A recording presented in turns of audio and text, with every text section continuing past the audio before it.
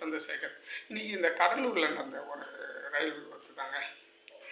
இது வந்து இந்த சரியான இந்த கேட் கீப்பர் வந்து இந்த கேட்டை போடுறதுனால நடந்த விபத்துங்க. ரயிலில் வந்து பள்ளி வேனை வந்து மோதி தள்ளிட்டு போயிடுச்சு. இருந்தாலும் 4 பேர் தான் பயணம் செஞ்சுருக்காங்க. அதில் 2 பேரும் அங்கே ஸ்பாட்டில், ஒரு பொண்ணு ஒரு பையன், எல்லாம் 11, 12வது படிக்கிற மாணவர்கள் அங்கேயே இறந்துட்டுருக்காங்க. 2 பேர் தான் ஆஸ்பத்திரிக்கு சேர்த்துருக்காங்க. இந்த கோபத்தில் அங்கே இருந்த மக்கள் வந்து அந்த கேட் கீப்பரை அடிச்சிட்டாங்க. அவருக்கு வேறு பாவம் காதில் ரத்தம் வந்துட்டுருக்கு, தாக்கிட்டு இருக்காங்க. இது எப்பயாச்சும் ஒன்றும் நடந்துட்டு தாங்க இருக்குது. இது பள்ளி நிர்வாகமும் கொஞ்சம் நல்ல டிரைவர்களை போடணும். 2வது வந்து இந்த gate keeper, railway gate keeper என்னன்னே தெரியல, அவர் கேட்டு போடாமல் இருந்திருக்கிறாரு.